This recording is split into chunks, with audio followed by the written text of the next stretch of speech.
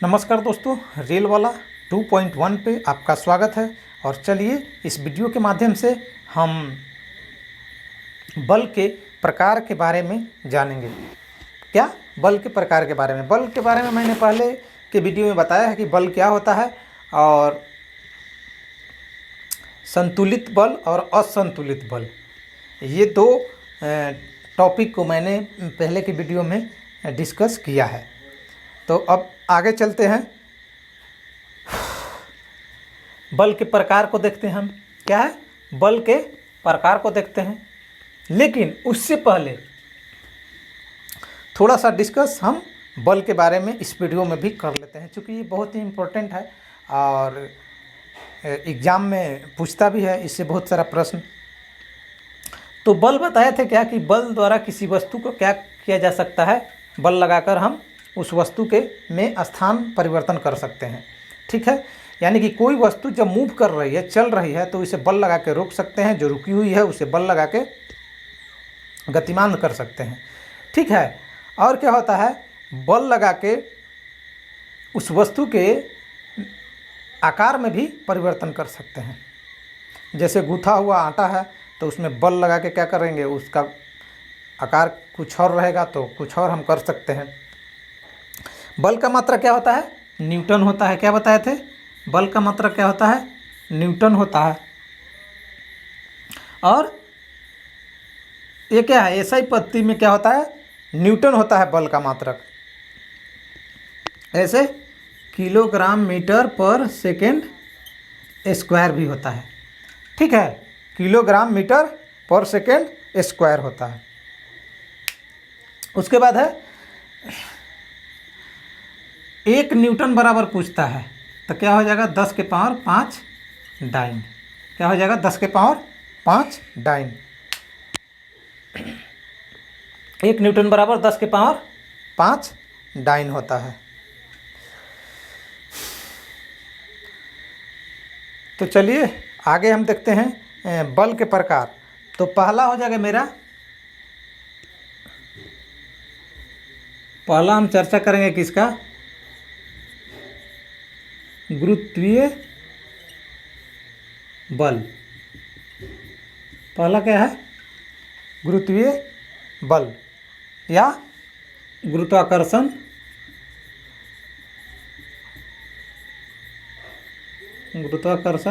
बल। गुरुत्वाकर्षण बल क्या होता है कि ब्रह्मांड में जो भी वस्तु है जिसमें द्रव्यमान है वो एक दूसरे के ऊपर बल लगाते हैं। क्या है? ब्रह्मांड में जितनी भी वस्तुएं हैं वे एक दूसरे के ऊपर क्या करते हैं? बल लगाते हैं।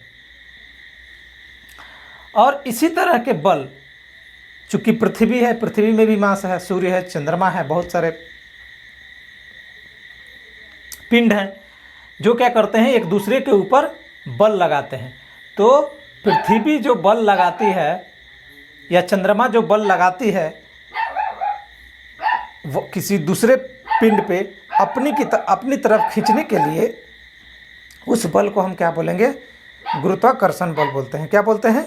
गुरुत्वाकर्षण बल बोलते हैं। अब बात आई है कि उनमें से किसका बल, गुरुत्वाकर्षण बल जो है वो ज़्यादा होगा और किसका कम होगा। तो ये बल डिपेंड करता है क्या? किसी ऑब्जेक्ट के द्रव्यमान के अनुसार, यानी कि जिसका द्रव्यमान ज़्यादा होगा उसमें ये बल ज़्यादा होगा और जिसका कम रहेगा उसमें कम होगा। तो क्लियर है कि पृथ्वी क्या है? चंद्रमा से क्या है? भारी है। तो पृथ्वी द्वारा जो लगाया गया गुरुत्वाकर्षण बल होगा वो चंद्रमा के द्वारा लगाया गया गुरुत्वाकर्षण बल से अधिक होगा। उसी तरह सूर्य पृथ्वी से भी भारी है तो सूर्य का जो गुरुत्वाकर्षण बल होगा वो पृथ्वी से भी ज़्यादा होगा। यानी ये डिपेंड करता है किस पे कि उसका द्रव्यमान कितना है, उसमें उसका मास कितना है, और इससे डिफाइन किया जाता है गुरुत्वाकर्षण बल को। इसका एक फार्मूला है गुरुत्वाकर्षण बल का,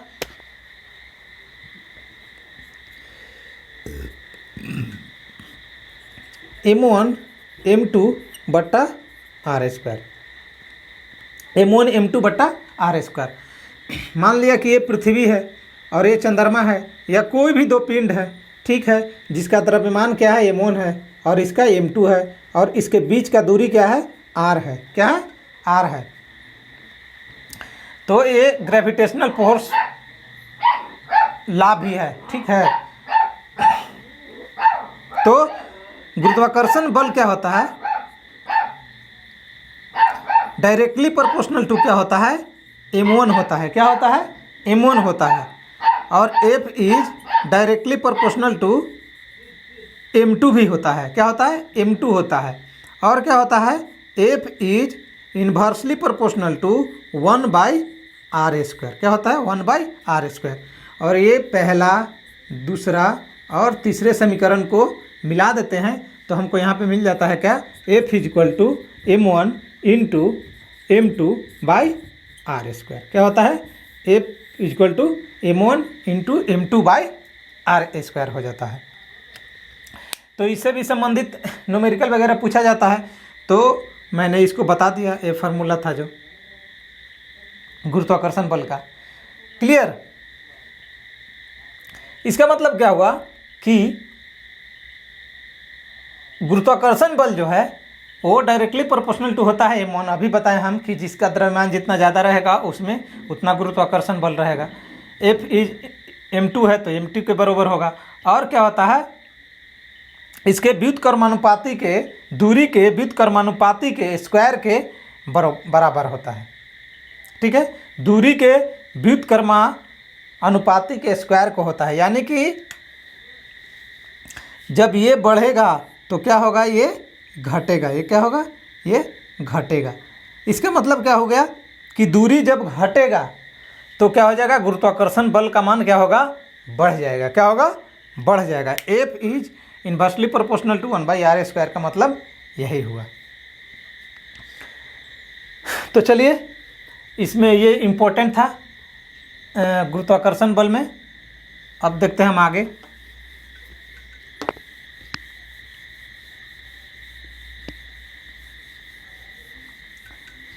आगे मेरा क्या है, विद्युत चुंबकीय बल। क्या है, विद्युत चुंबकीय बल। तो ये दो प्रकार का होता है, स्थिर विद्युत बल और चुंबकीय बल। स्थिर विद्युत बल और चुंबकीय बल होता है। तो स्थिर विद्युत बल क्या होता है और चुंबकीय बल क्या होता है। तो स्थिर विद्युत बल होता है दो आवेशित कण के बीच जो बल लगता है वो क्या हो जाएगा, आपका स्थिर विद्युत बल हो जाएगा। क्या हो जाएगा, स्थिर विद्युत बल हो जाएगा। उसके बाद चुंबकीय बल क्या हो जाएगा, तो चुंबक के द्वारा लगाया गया बल क्या हो जाएगा, चुंबकीय बल हो जाएगा। क्या हो जाएगा, चुंबकीय बल हो जाएगा। तो स्थिर विद्युत बल हम देखते हैं पहले।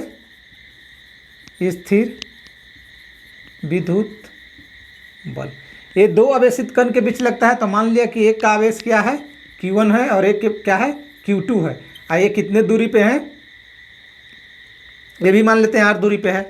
तो इनके बीच लगने वाला बल क्या हो जाएगा, F = क्या हो जाएगा, Q1 × Q2/r²। क्या होता है, r² हो जाता है। ठीक है, यहाँ पे होता है 1/4πε0 होता है इंटू Q1 × Q2/r² होता है। आप जनरली इसको याद रखें, ये कांस्टेंट है, इसको याद नहीं भी है लेकिन फिर भी याद रखिए। F = Q1 × Q2/r² याद रखिए। ठीक है, ये क्या है, स्थिर विद्युत बल का जो हो गया, ये Q1 पहले का हो गया आवेश और Q2 दूसरे का और ये R हो गया उनके बीच के दूरी का। मान लिया कि ये यहाँ पे Q1 है और ये Q2 आवेश है, इन दोनों के बीच डिस्टेंस R है और इन दोनों के बीच जो बल कार्य कर रहा है उसको हम क्या बोलेंगे, स्थिर विद्युत बल बोल देंगे। क्या बोल देंगे, स्थिर विद्युत बल बोल देंगे। उसी तरह है चुंबकीय बल। यहाँ पर भी वही चीज़, F is directly proportional to Q1 और F is directly proportional to Q2 और F is inversely proportional to 1/r² होता है। क्या होता है? r² होता है। यानी कि इनका जितना ये चार्ज होगा उसके अनुसार इस पे बल लगेगा, इसका भी, और उनके बीच के दूरी के व्युत्क्रमानुपाती के स्क्वायर के बराबर उस पर बल लगेगा, स्थिर विद्युत बल। चुंबकीय बल भी है। चुंबकीय बल में क्या होता है? इसमें भी दो ध्रुव के बीच जो बल लगता है, क्या लगता है? दो ध्रुवों के बीच चुंबकीय बल। चुंबकीय बल भी, चुंबक में क्या होता है? दो ध्रुव होता है, तो इनमें भी दो ध्रुवों के बीच जो बल लगेगा, दो ध्रुवों के बीच लगने वाले बल को हम क्या बोलते हैं? चुंबकीय बल बोलते हैं। क्या बोलते हैं? चुंबकीय बल बोलते हैं। और इसमें भी हो जाता है m/m2/r² हो जाता है। क्या हो जाता है? r² हो जाता है। तो m1 होगा पहला ध्रुव का, m2 हो गया दूसरा ध्रुव का, और दोनों ध्रुव के बीच का ये r क्या हो गया? डिस्टेंस हो गया। क्या हो गया? r क्या हो गया? डिस्टेंस हो गया हमारा। तो ये हो गया चुंबकीय बल का F = m1 × m2/r²। ये दो ध्रुव पे लगता है और ये दो आवेशित कण के बीच लगता है। तो इसमें क्लियर हो गया क्या क्या आपको? गुरुत्वाकर्षण बल, स्थिर विद्युत बल और चुंबकीय बल। क्या है? चुंबकीय बल।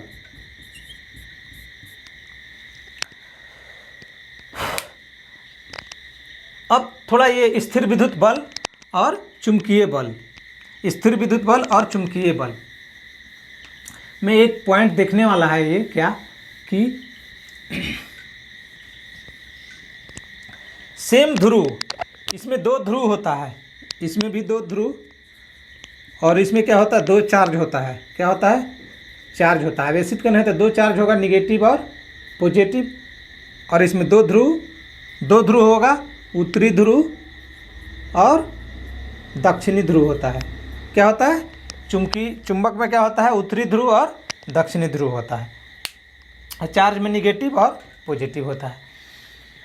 तो इसमें क्या होगा कि सेम चार्ज जो रहेगा, क्या रहेगा? सेम चार्ज यदि रहेगा तो क्या करेगा? प्रतिकर्षित करेगा। क्या करेगा? प्रतिकर्षित करता है। और अपोजिट चार्ज रहेगा वो एक दूसरे के संपर्क में आएगा। उसी तरह यहाँ पे भी है, ध्रुव सेम ध्रुव रहेगा, दक्षिणी ध्रुव में अगर चिपकाएंगे तो उसको दूर धक्का देगा, और उत्तरी ध्रुव को उत्तरी ध्रुव में चिपकाएंगे तो अगर यदि अपोजिट ध्रुव रहेगा तो क्या होगा? वो चिपक जाएगा। तो सेम ध्रुव या सेम चार्ज प्रतिकर्षित करता है और अपोजिट वाला क्या करेगा? आकर्षित करेगा। ऐसे भी आप दैनिक जीवन में देखते हैं, लड़का है तो प्रतिकर्षण होगा, सेम रहेगा, तो लड़का लड़की रहेगा तो आकर्षण होगा।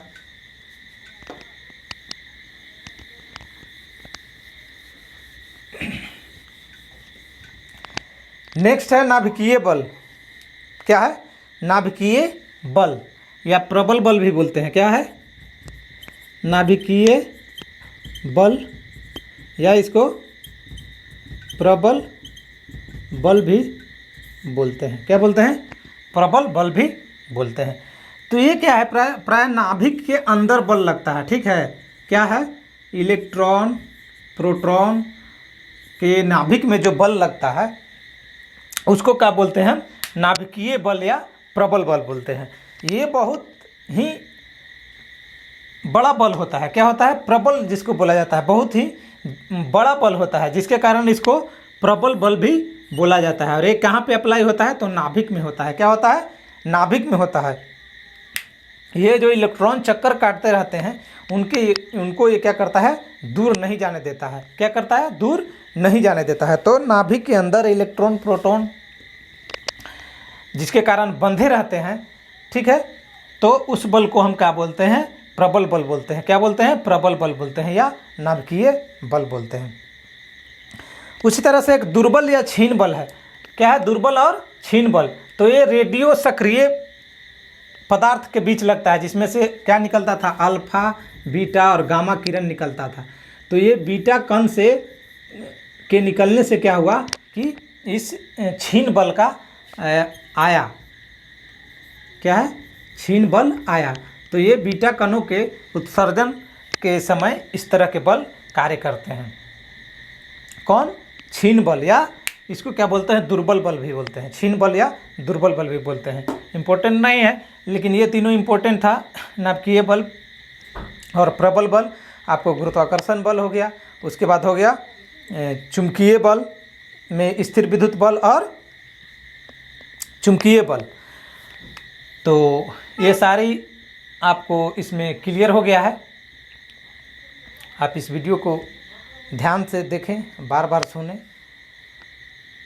फार्मूला को इसको याद रखने का कोशिश करें, ताकि आने वाला एग्ज़ाम में आपको काम करेगा। तो इस वीडियो में इतना ही। फिर हम मिलते हैं किसी नेक्स्ट वीडियो में, ठीक है। तब तक के लिए धन्यवाद। वीडियो कैसा लगा ये आप कमेंट कर ज़रूर बताएं। यदि अच्छा लगा है तो इसे लाइक करें और हमारे चैनल को सब्सक्राइब भी करें। तब तक के लिए धन्यवाद।